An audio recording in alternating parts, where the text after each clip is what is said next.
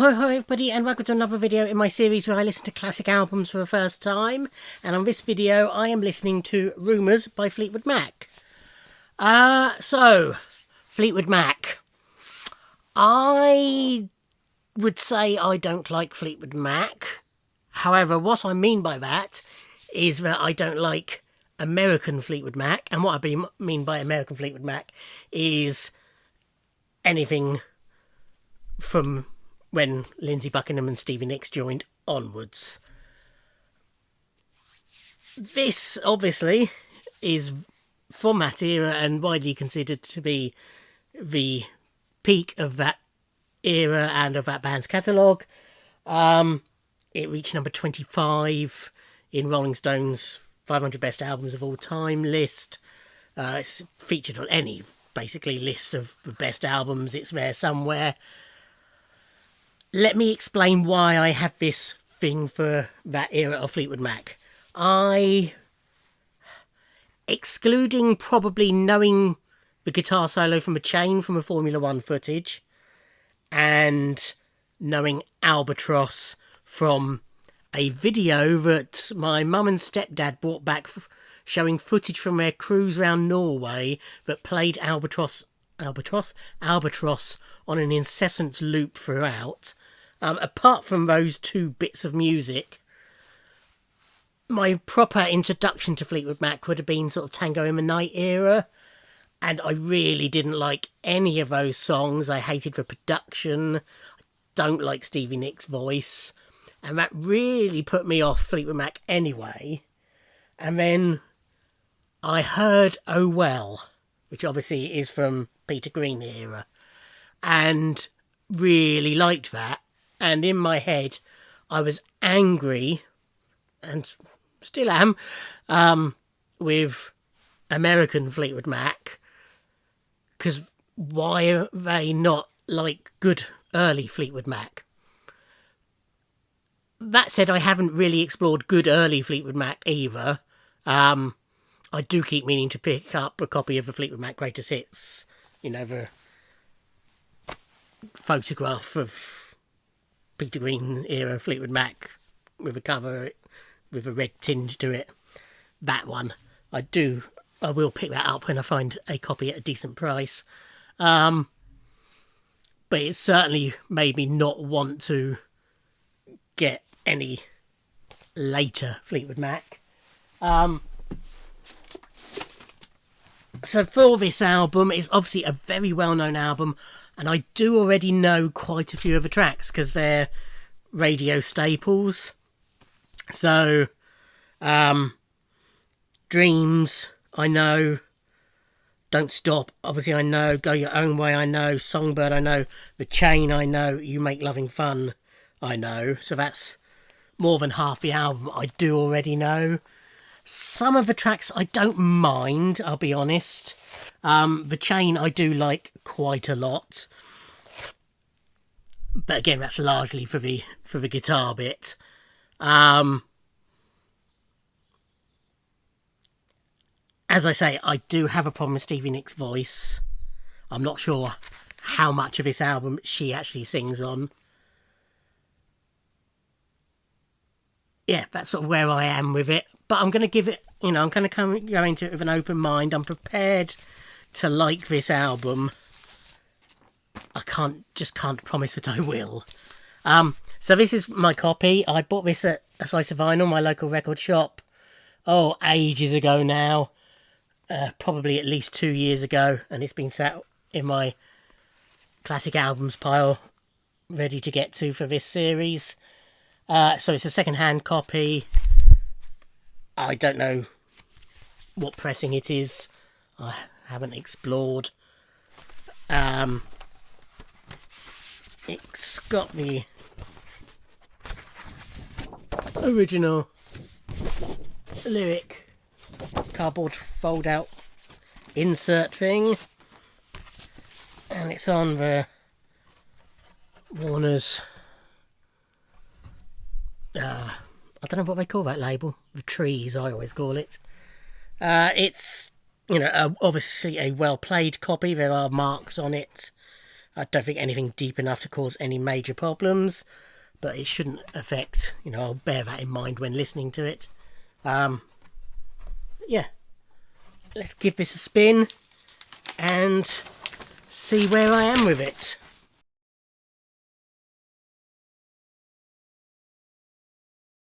Okay, so I'll go through track by track and then I'll sort of sum up at the end. So the album opens with Secondhand News. I found it a strange opening. I don't know quite what it was. It was just something. It sort of went straight into the song. It didn't feel like the opening to an album. It was strange. I can't quite articulate it, but yeah, it just didn't. As I say, it was it almost felt like it had gone straight into track 2. It was a weird immediate opening to the album. Something just didn't feel right about it. This is Lindsey Buckingham led song. The chorus to it was clearly an inspiration to Hanson for Bop. Very similar melody with the nonsense lyrics as well. But it was a fun, upbeat, catchy pop song. Nothing spectacular. Guitar solo at the end, it was just getting interesting and it faded away, which I found a bit disappointing. That went into Dreams, which is Stevie Nicks' song. Her vocal in that song isn't as annoying to me as usual. It's a very good song, it's catchy, it's got a nice melody, it's a song I've always liked. I think I probably knew the Cause version before I knew Fleetwood Mac's version. I think I probably prefer the Cause version purely because of the vocal. But yeah, it's a good song. Then Never Going Back Again, which is another Lindsey Buckingham song. I found it a bit strange because I really liked the picked guitar backing. It sort of gave me a Everly Brothers, Beatles trying to be the Everlys type vibe. Sort of a Two of Us by the Beatles, that sort of vibe. But then I found that the vocal was nowhere near as strong, and the melody just didn't really fit the backing to it. It could have been a really, really strong song, but it just didn't feel right again, which was a shame. Then it goes into Don't Stop, which is Christine McVie's first writing credit on the album. Very well-known song. It's fun, catchy, driving pop song. Good guitar to it. Song I've never loved, but I've never hated. It's not one I've thought, oh God, not this one again. Not like I do with some Tango in the Night era songs. And that goes into Go Your Own Way, which is a Lindsey Buckingham song. It's, again, another song that's very familiar. I've heard many times. It's a good song. It's played well. It's sung well. I think the biggest problem I found with the album was the positioning of this song next to Don't Stop. They're very similar type of song, and given the diversity on the album in styles, it felt a bit wrong having these two driving pop rock songs next to each other. I'll speak a bit more about that in a moment. Side 1 ends with Songbird, Christine McVie's beautiful song.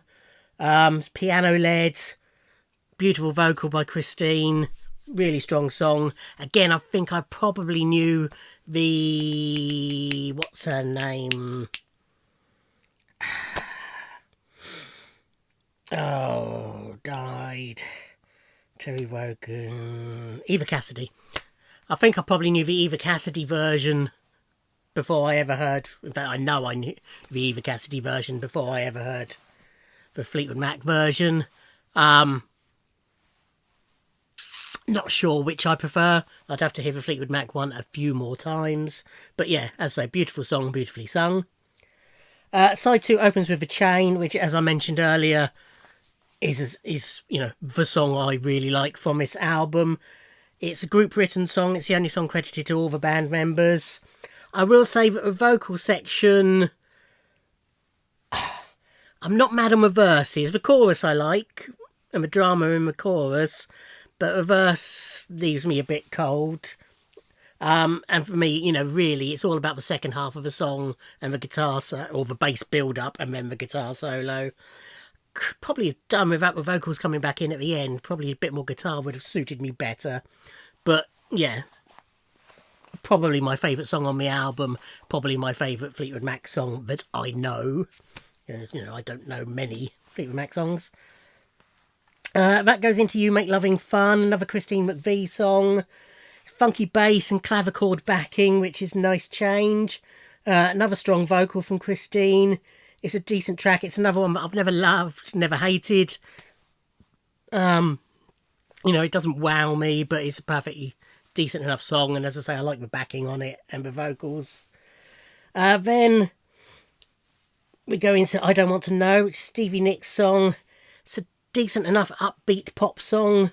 It's got a shared vocal with Lindsey Buckingham, and I mean properly shared, they sing simultaneously, so that means that her voice can't annoy me, because his is just as dominant, if not possibly even more dominant on the track. Decent enough track. Yeah, no problems with it, but it's not a wow track. Then it goes into Christine McVie's Oh Daddy, again another good vocal. It's a dramatic song. It's a decent enough song, but it lacked that killer hook for me. There was nothing overly memorable about it. And then it ends with Gold Dust Woman, which is a Stevie Nicks song, and I can't stand her vocal on this song, particularly at the start, the higher pitch, warbly. Yeah, really what I don't like about her vocal was epitomised at the start of that song. The chorus improves because you've got the added voices on the chorus. I did get a sort of a vibe. It was really pretty similar to The Chain in the structure. But it just lacked that killer bit at the end of the song to make it really strong. It could have been a really good song, but it just, again, lacked that certain something. So yeah, overall, I enjoyed the album. Has it made me change my mind about Fleetwood Mac? To an extent. I still have the problems with Stevie Nicks' voice. There's nothing, there's a lot of songs that I liked but I didn't love. Specific to this album, I would say, what I would do personally if I was going to, what's the word? Sequence, that's the word I was looking for, sequence this album. I'd probably swap Go Your Own Way and I Don't Want to Know. Move Go Your Own Way away from Don't Stop, which, as I say, are very similar feeling songs to me. And then that also gives it a stronger track towards the end of the album. I think after You Make Loving Fun, you've then got 3 tracks. So you'd only have 2 tracks. I mean, you could even put Oh Daddy in before Go Your Own Way. Maybe swap those 2 round then, just to perk up the end of the album a bit for me. But yeah, as I say, overall, enjoyed the album. Don't really feel the need to explore their catalogue further, though. I think my biggest problem is just the fact that they call themselves Fleetwood Mac. For me, Fleetwood Mac are the blues band from the 60s and early 70s. But I don't really know the early 70s stuff well enough to be able to fully comment. But, that is, for me, is Fleetwood Mac. And this is not. So if they were a completely different band, if they called themselves Meatwood Flack, I don't know, then I'd probably have a lot more time for them. So, yeah, I don't, having enjoyed this album, it's not made me think, I must get the Tusk or Fleetwood Mac albums. I can't imagine ever getting Tango in the Night. I mean, it's the single. I didn't like any of the singles from that album. I hated the production on those singles, so nothing about them makes me want to give that a try. Yeah, want to sort of, as I say, I'll certainly get the early greatest hits, and then from there, if I enjoy that enough, maybe some of the early albums. But I think for the Nick's Buckingham era, this will probably be all I get. Q 2 years time, and I've got Task and Fleetwood Mac. We shall see. But yeah, I haven't loved this enough that it's made me think, oh, must further explore this era. But I enjoyed it more than I thought I would. Do I think it's a classic album? Yeah, it probably is. Although elements of it, I was going to say elephants then, although elements of it aren't quite to my taste. As I say, the biggest problem really I have is with Stevie's voice, and that is just a matter of taste. I know some people love her voice. Yeah, I think, it's what I like is, you've got the three songwriters within the band, and they've all got their own, particularly Christine's very different from the other two. I think Lindsey and Stevie could write similar songs, where Lindsey tends to go off on a bit more of a rockier bent, and Stevie seems to be a bit more Flights of Fancy. But I think through their work together prior to Fleetwood Mac, they probably could write very similar songs if they wanted to. Certainly Lindsey could write like Stevie, I think. Anyway, but I think having the three songwriters means you get a nice diverse album, with varying styles. Yeah, so yeah, I do think it probably is a classic album. Whether it's the 25th best album of all time, I'm not so sure, but it's definitely, top 500, that's fine. I'm happy with that. So yes, I need your suggestions for this series where I listen to classic albums for the first time. They need to be albums that are on classic albums lists, Rolling Stone magazine, Q magazine, Mojo, 1001 albums you must hear before you die, those sort of things. Even genre specific, I'm happy to have an album that's not on the Rolling Stone's 500 best albums of all time, but is number 20 on the best jazz albums of all time, or something like that. I just don't want your favourite album by your favourite band if it's not on one of these lists. If that makes sense. Comment down below, email, Twitter, Instagram, it's all in the description. Thank you very much. Thank you for watching. Like, comment and subscribe, and I'll see you in another video. Thanks.